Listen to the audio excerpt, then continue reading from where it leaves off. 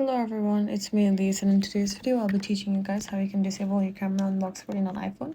So without any further ado, let's get started. So the first thing what you want to do is you want to go to your settings, and then you want to turn off some settings. But before that, I will show you what camera I'm talking about. So once you go to my lock page, then you can see here that there is a camera at the bottom of the screen, but you want to disable it. So what you want to do is you want to go back and go to settings,